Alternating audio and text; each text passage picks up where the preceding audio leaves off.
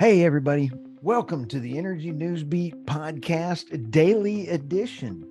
Today is Wednesday, March 22nd. Welcome, and I know that you're going to have an absolute fantastic day. Today, the Fed is going to be announcing some of their next steps. Should be entertaining to watch. We'll keep an eye on that for you in the morning as well, too. But for tonight, Michael's on assignment. I think he's lounging on the couch, but we'll check in with him tomorrow. Let's take a look at the stories for today. Bank runs. When banks get caught in a spiral of fear. Let's talk about the solar industry here on our next story. Solar industry feeling the heat over disposal of 80 million panels. BlackRock CEO on the SEO. Next on the list here, lies to investors, says oil and gas is now okay. That'll be a fun one. As we come along to the grid, how can we upgrade the grid to be more resilient against natural disasters? This is a big topic. We all want to be able to turn the lights on and plug things in. This will be a great one. Nearly half of the climate change companies banked with the failed SVB.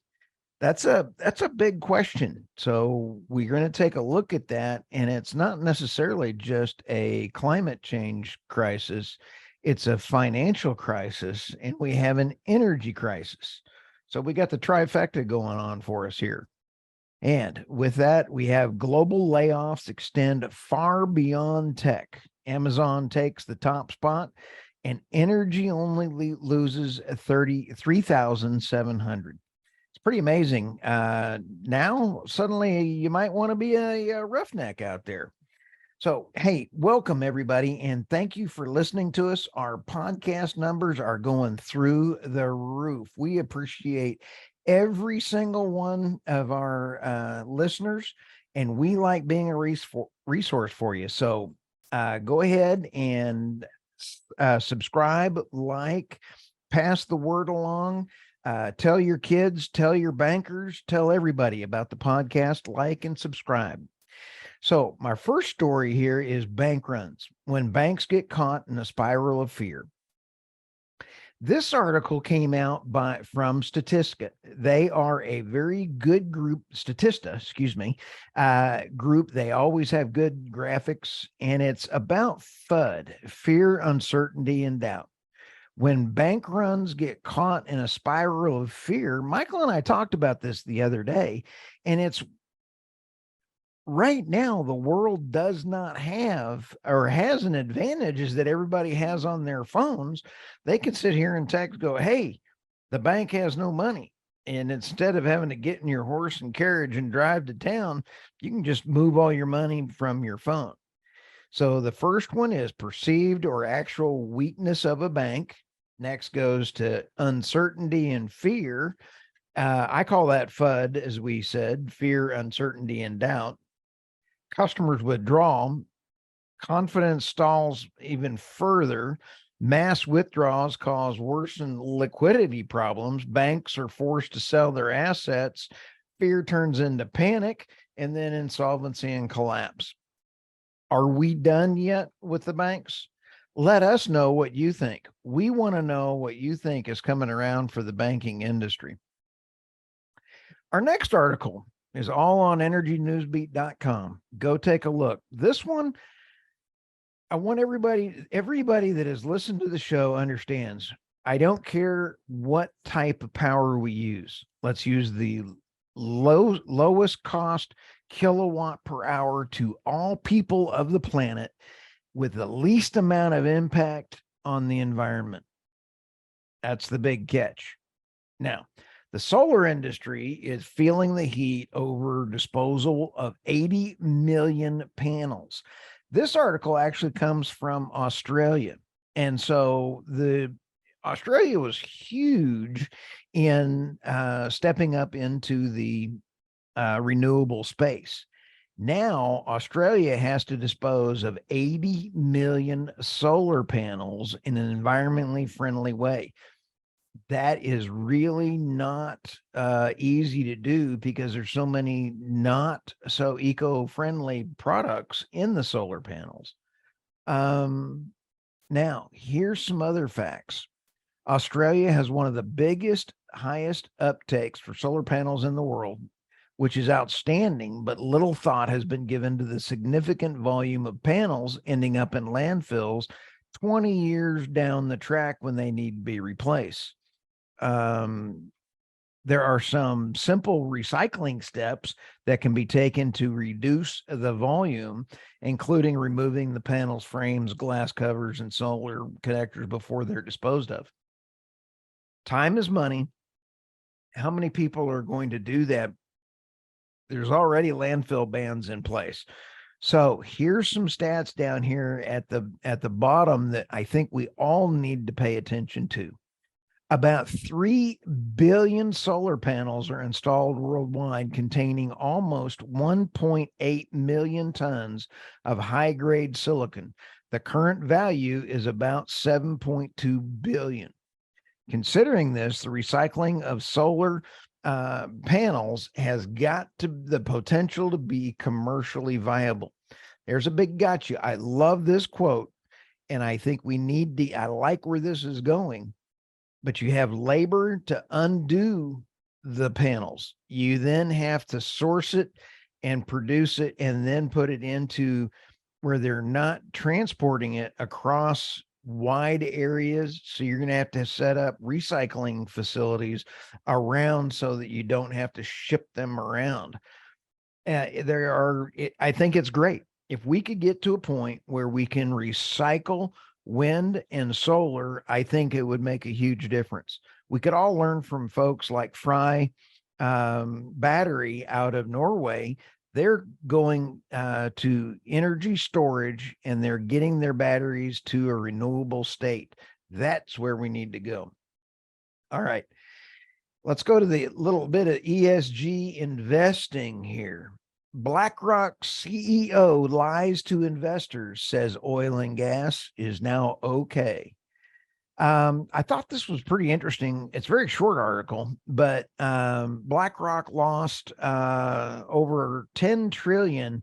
They have 10 trillion in assets under management. And he said that Larry Fink insists that public companies adopt ESG, social and governance policies that include CO2 emissions. But yet, in the company's latest annual letter to investors, Fink says that the oil and gas industry is essential in meeting global energy needs, despite the increasing shift. They lost, I believe, 1.7 to 1.8 trillion last year. And I think this, in my personal opinion, the ESG investing hypocrisy has now come. We now know the dollar point, and that is people are tired of losing money. And the best way around this is to invest in low carbon, getting the least cost kilowatt per hour to everyone on the planet. And that includes nuclear, natural gas. It can include the solar, can include the wind, and storage, but you got to do it in a plan.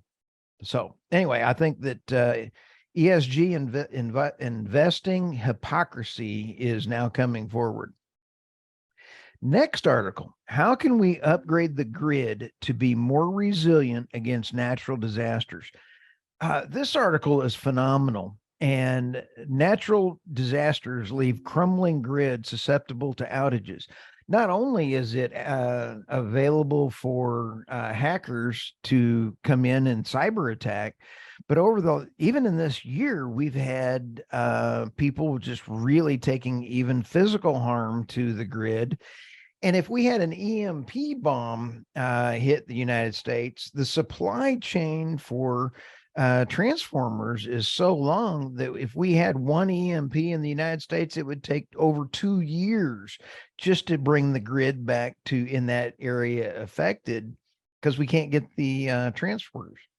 So Want to give a shout out to Adrene Lato. She's the Senior Vice President of Grid Security for the American Public Power Association.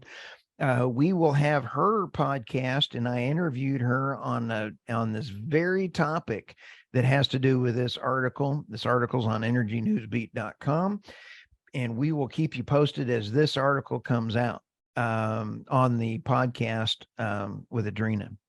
So the best way to come and take care and get rid and ready for any storms or anything that could happen, be prepared to take care of your family yourself. Have flashlights, be able to last for 48 hours on your own. But we're going to need to look at microgrids. We're going to need to look at better funding for the grid. The Inflation Reduction Act and the infrastructure bill, all of that is spending trillions upon trillions of dollars. And very little of it had anything to do with the actual grid. The grid's in trouble, guys. And it's kind of like KISS, keep it simple, stupid. Well, I think everybody's forgotten about the grid. And you cannot put wind, you can't put solar, and you can't put nuclear, and you can't put natural gas or oil or anything else. Got to have a grid, and it's not there. I'm releasing another podcast probably tomorrow with Osama Rizvi. He is from Pakistan. Neat young man. He is a very much an industry leader. And Pakistan, they have a whole different thought process to the grid. You're lucky if you get 8 hours in a day using electricity. That's not what we're used to in the United States. So the next article coming around the corner, nearly half of climate change companies in banked failed with SVB. It's not that the solar or startups, it's the biotech startups. It is the ambitious climate companies and everything else. We need those companies and we need to invest in them. So while this article is saying that nearly half of the climate change companies in US bank failed SVB actually failed because they were ESG, I disagree. I think that it failed because of the policies, not because of their clients. So it doesn't matter if you're a green energy company. It doesn't matter if you're an oil and gas company. If your bank has got failed policies, it's going to fail. So in my personal opinion, I think that bankers need to keep their eye on the ball, make money, offer the best banking for fossil, for renewables. And the reason is because we're not going to get to carbon net zero without fossil fuels. We're not going to be able to have any of the solar panels made. Anyway, well, thanks for letting me rant on that article, but that one's also very important as well, too. And everybody go out and, as we talked about on the grid, hug a lineman, hug a person, anybody working in the electrical space or the power space or the energy space, go hug them. There is a worldwide labor problem going on right now. And this last article is global layoffs extend far beyond big tech. Amazon takes the top spot and energy only loses 3,700 worldwide in this article. This article came from Bloomberg, and almost 800 companies shed 473,000 jobs in total number of jobs by October of last year. And you take a look at 43,000 were in communication, 26,000 were in healthcare, 3,700 were in energy, 13,000 were in real estate, 49,000 were in financials, and consumer discretionary was 108,000. But let's come down to some of the companies. Amazon, 27,000. That was 1.8%. Meta, 24% at 21,000. Philips, 10,000 in the healthcare. IKEA, 10,000 in consumer discretionary. Salesforce, technology, 8,829. Ericsson, 8,500. So you sit back and take a look, hug a guy bringing power to you or a woman, pat them on the back and say, great job, guys. It's nice to be in the energy space. With that, let's get back to work. Let's see what the Fed's going to say today. Hope everybody has an absolutely fantastic day today. Call us, like us, send us a note. Let us know any way that we can help you get you the energy news that you need. Thanks, and we'll see you next time. Talk to you soon.